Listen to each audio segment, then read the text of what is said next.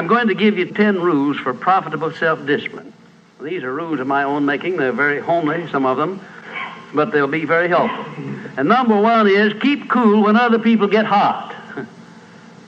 I know you can agree with that one, but I'm not so sure that you'll always live up to it. We're inclined, all of us, to get hot when the other fellow gets hot. Say angry things when the other fellow starts saying angry things. I was in the home of the president of a big electric power company one evening when there came a storm, and he called up one of his head men to go out to take care of an emergency that happened as a result of that storm. It was on Sunday evening. The man was gone about 2 hours, and when he came back, he came up on the front porch of the home of this man and called him out on the porch, and I never heard a man get such a tongue lashing in all my life as this president of the electric power company gets. Says, you blankety blank blank, you think because you're the president of the company, blankety blank blank, and I'm just as good as you are, blankety blank blank. Oh, it was terrific. I only heard one side of the conversation because there was only one side of it. One man was doing all the talking, and one man was doing all the listening. And after this had been going on for fully 3 minutes, the other man ran out of wind and had nothing more to say. He was mad, you see, because they'd called him out on this stormy night.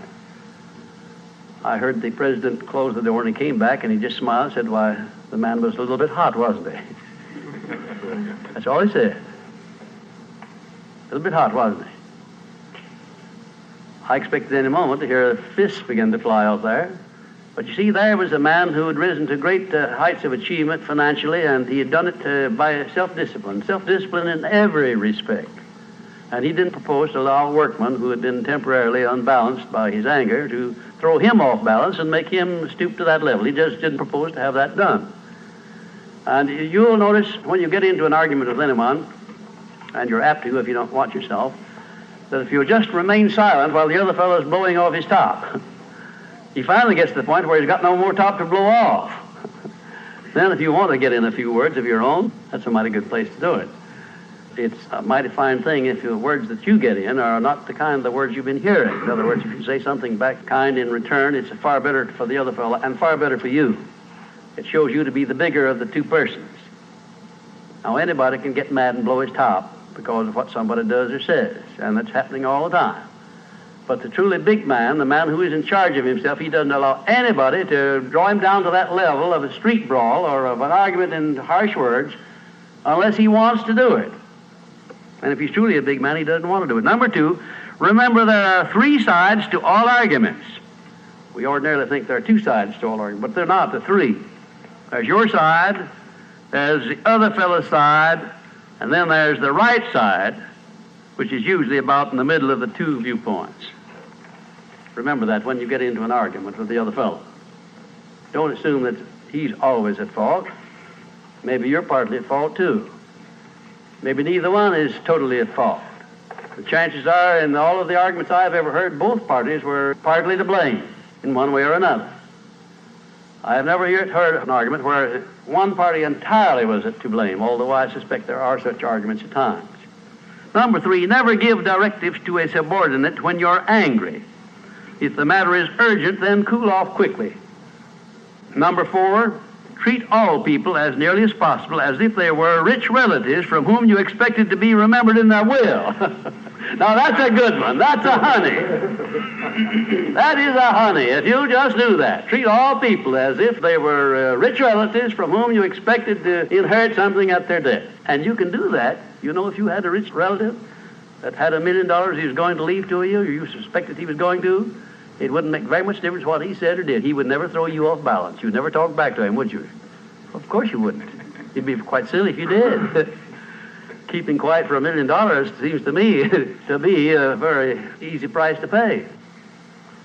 Number 5, look for the seed of an equivalent benefit in every unpleasant circumstance with which you meet, no matter what the unpleasant circumstance is. Make it a point to discipline yourself so that you look for that seed of an equivalent benefit, and you start looking in connection with the circumstance. Don't wait a week or two till you've all worked yourself up about it. Start right in where you stand. It'll lessen the blow. It'll lessen the hurt of the wound, whatever it happens to be, if you start looking for that seed of an equivalent benefit.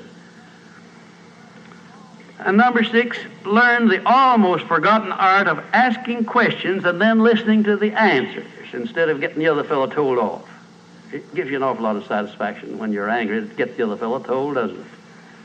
And the temptation is very great to do that. I know, because I've been there many times. Don't do it. Be bigger than that. Listen to what the other fellow has to say, and then when somebody makes a statement that you're not sure about, learn to ask this one question. It's one of the most important questions in life. It'll serve more purposes than any other short question that I can think of. When somebody makes a statement that you're not sure about, or that you doubt, or that you question, ask a 4-word question. How do you know? And then wait for an answer and see him squirm. Oftentimes there is no answer. People make wild statements that they can't back up. And instead of getting into an argument and making an incident out of the matter and getting yourself worked up into an argument, let the other fellow stew in his own fat by putting him over the barrel by that question, how do you know? I had a clergyman in my class once who was very, well, I just don't know exactly how to describe him. He was a fanatic, you might say, on the subject of religion. And he was sure that he knew exactly what was going to happen to me after death. He said so in no uncertain terms, not in the class, but in a private conversation.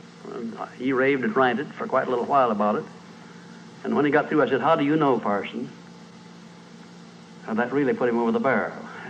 He said, that's the way I feel about it. That's my faith. I said, well, now, having belief and faith is one thing, but having evidence is something else again. How do you know what's going to happen to me after I die? I don't know, and I doubt that you do. How do you know? Well, he never did give me a satisfactory answer. There are a lot of questions that come up in life in connection with which, if you'll ask that one thing, how do you know, you'll find that the other fellow will be off balance, and you don't need to make an incident out of what he says. You don't need to get mad at what he says. 7, never say or do anything which may influence another person without first asking yourself this question: will it benefit him or hurt him? And if it will hurt him, don't do it. Don't say anything or do anything that would hurt another person under any circumstances, no matter how much he may deserve it. Exercise self-discipline. Don't do that, because if you hurt another man, you're going to hurt yourself 10 times as much at least, because that hurt will come back on you. I don't care who you are nor what circumstances you're working under or living under. If you hurt another person, you will be hurt 10 times as much. And if the hurt doesn't come immediately, the rate of interest on that is compound interest on compound interest, and it'll be 100 times as great if you wait long enough. Because everything that you do to or for another person, you do to or for yourself. There is no escape from that. That's just as much a law as the law of gravitation, which everyone understands. You know that if you stepped over the top of this building, no matter what your mind was or what your belief happened to be, if you stepped over the top of this building and violated the law of gravitation, that you'd hit the ground and you'd die in a very few seconds. And this law, which brings you back that which you send out, is just as inevitable, just as inexorable as the law of gravitation or any other of nature's laws. Number 8, learn the difference between friendly analysis and unfriendly criticism. Then decide which you wish to live by in your relations with others. Now, friendly analysis is one thing and is welcomed by most sensible people. I don't object to friendly analysis of anything that I do, even though it's very unfavorable. If it's friendly analysis, I like it, because I can improve by it. But if it's unfriendly criticism, very obviously unfriendly criticism, and not analysis, well, then I resent it. I wouldn't be human if I didn't. How can I tell whether it's friendly analysis or unfriendly criticism? How would you go about telling? There are a lot of ways you can tell. You can tell by your relationship to the person who's making it, whether it's friendly or unfriendly to begin with. If it's an enemy, obviously I discount it right off the bat, because you almost know it's going to be unfriendly criticism. I can tell also by the tone of voice in which he does it, by the manner in which he does it. Because a man who engages in unfriendly criticism generally uses a few epithets along with it that clearly indicates that he's biased. If you have self-discipline, you're not going to be influenced by that kind of a person. And number 9, remember that a good leader in any calling is one who can take orders as cheerfully as he gives them. And number 10, last but not least, remember that tolerance in human relations is just as important as tolerance in the operation of mechanics.